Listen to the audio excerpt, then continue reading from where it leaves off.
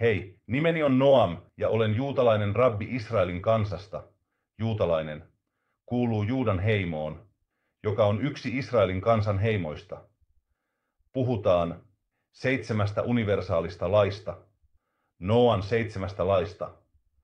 Nämä lait löytyvät Toorasta, mutta ne eivät ole kirjoitetussa Toorassa, vaan siellä vain vihjaillaan niihin.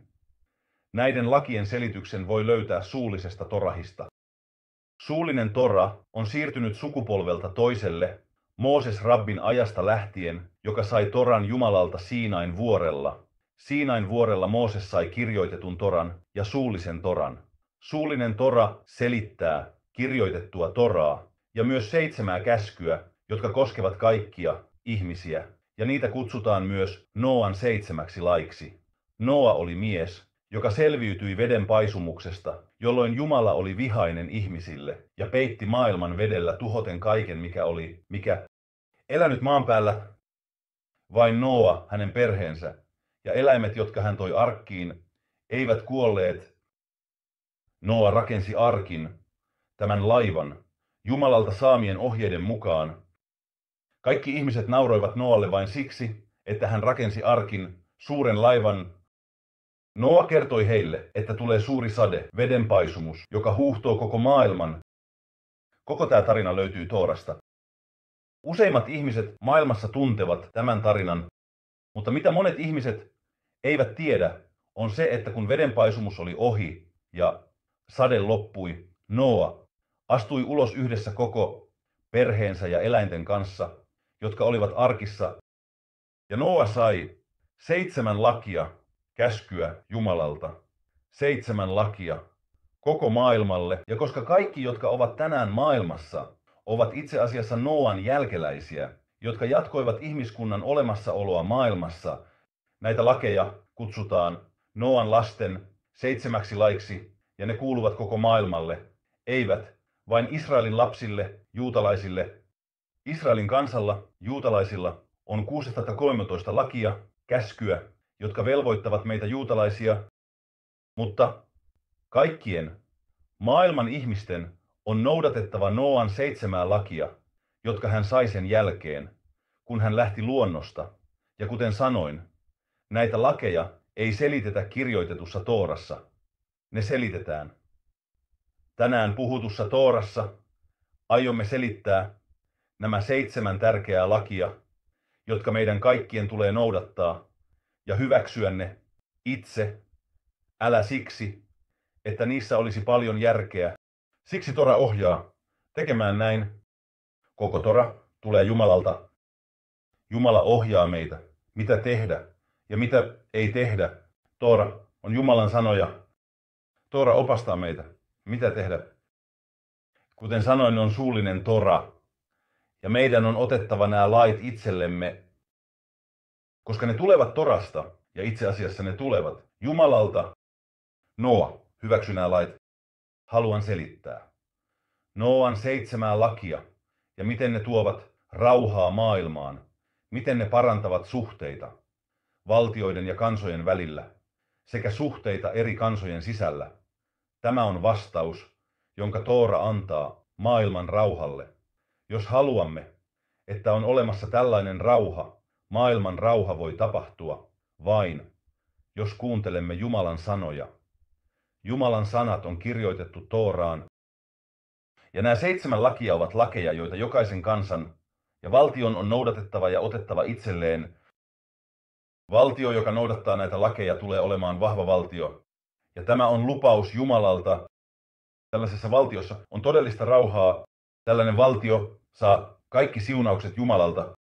Ja kun saavutamme pelastuksen ajan, kuten kaikki profeetat sanovat, tämä sukupolvi on viimeinen sukupolvi maanpaossa ja pelastuksen ensimmäinen sukupolvi.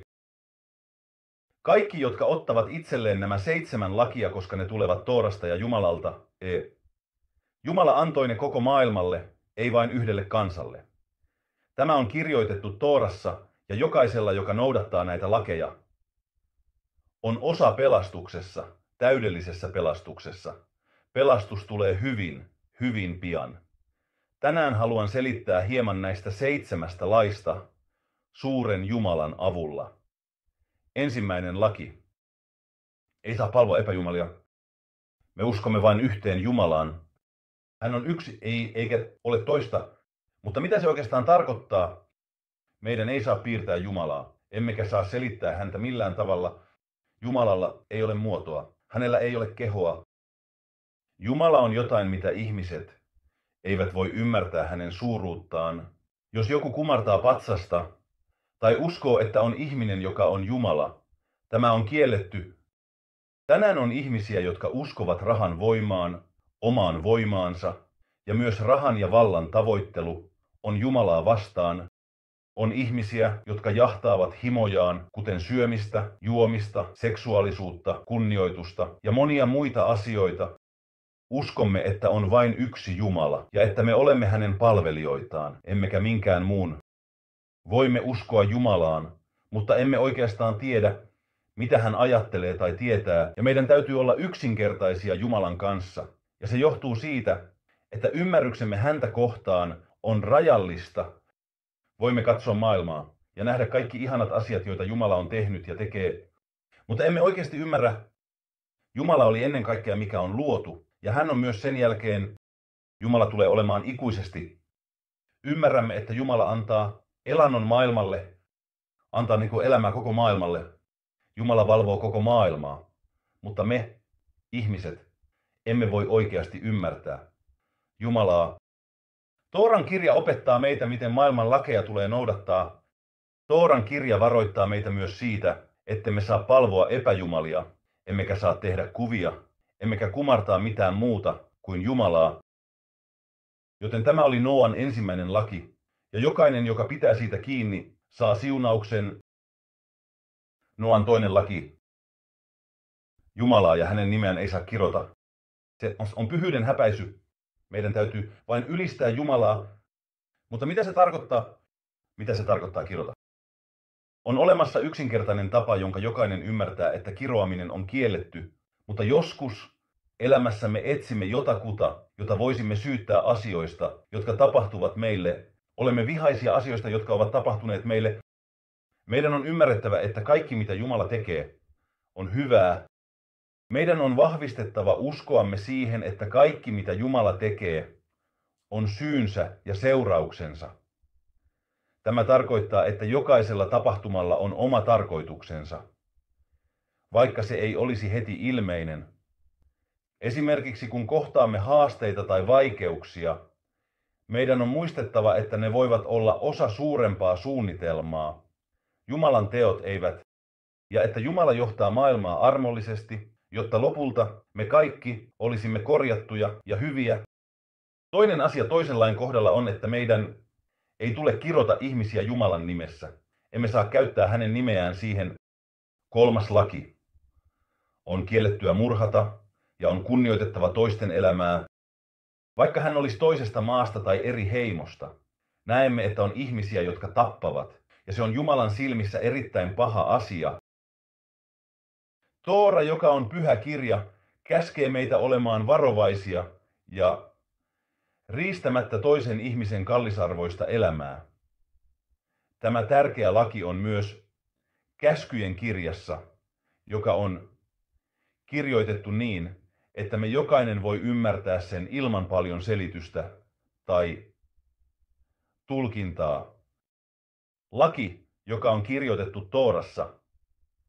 En puhu nyt sodasta, jossa joku tulee tappamaan sinut ja sinä tappaat hänet, tai jos puolustat itseäsi tai muita. Esimerkiksi, jos on terrori-isku, on kiellettyä murhata ketään. Jos joku tekee jotain, vie hänet oikeuteen, oikeus hoitaa hänet.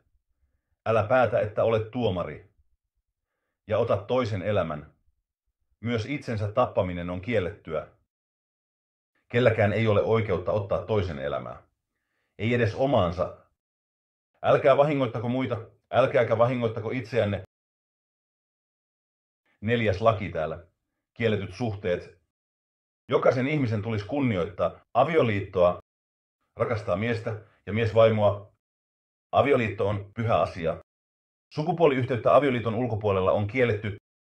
Sukupuoliyhteys miehen ja miehen tai naisen ja naisen välillä on kielletty. Sukupuoliyhteys perheen sisällä on kielletty. Jumala varjelkoon veljen tai sisaren, äidin, isän, pojan tai tyttären kanssa. Sukupuoliyhteys naimisissa olevan naisen tai naimisissa olevan miehen kanssa on kielletty.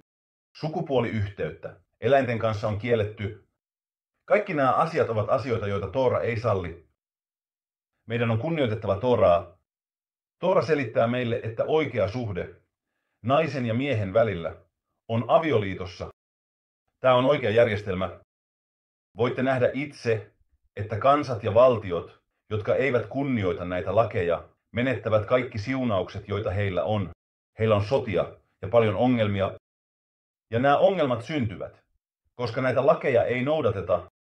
On erittäin tärkeää, että ymmärrätte, kuinka perus laki on. Tämä on se tie, joka pitäisi olla Jumalan tie. Noan 5. laki. Älä varasta ja kunnioita jokaisen omaisuutta.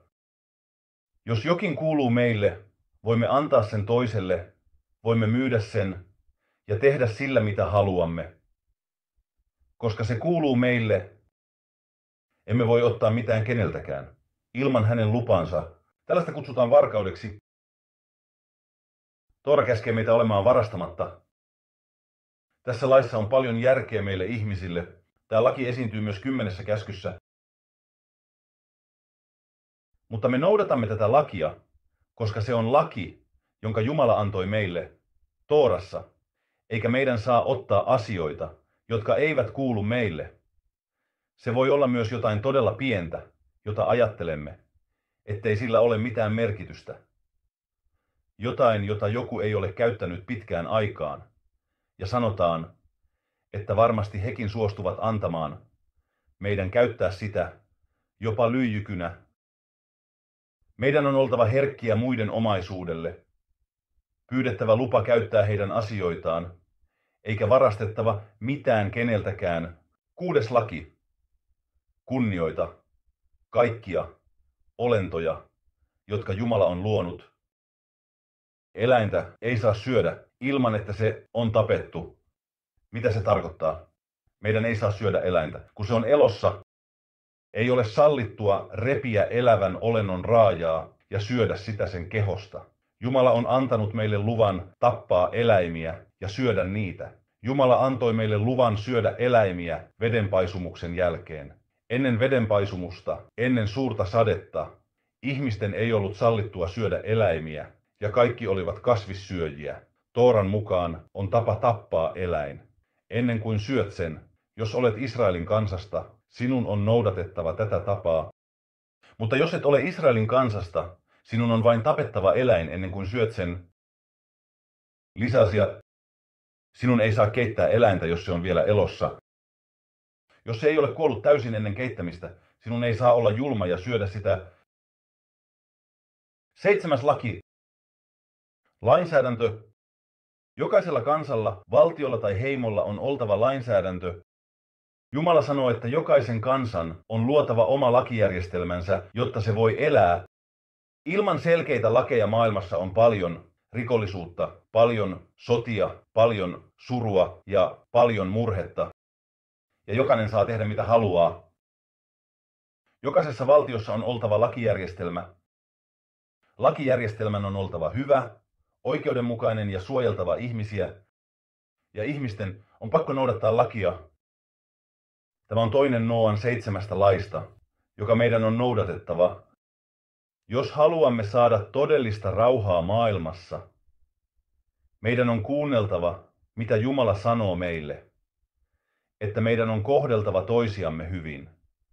Tämä on yksi tärkeimmistä asioista, joka meidän tulee muistaa, että Jumala rakastaa meitä, ja siksi hän antoi meille säännöt siitä, kuinka olla hyviä ihmisiä hänen luomassaan maailmassa. Kun noudatamme näitä lakeja, emme tee sitä, koska se vaikuttaa meille järkevältä, vaan koska Jumala haluaa niin, ja me teemme Jumalan tahtoa. Jumala kertoo meille tästä, käskee meitä ja antaa meille ohjeita. Jumala sanoo meille tämän Tooran kirjassa. Nämä ovat Noan lait.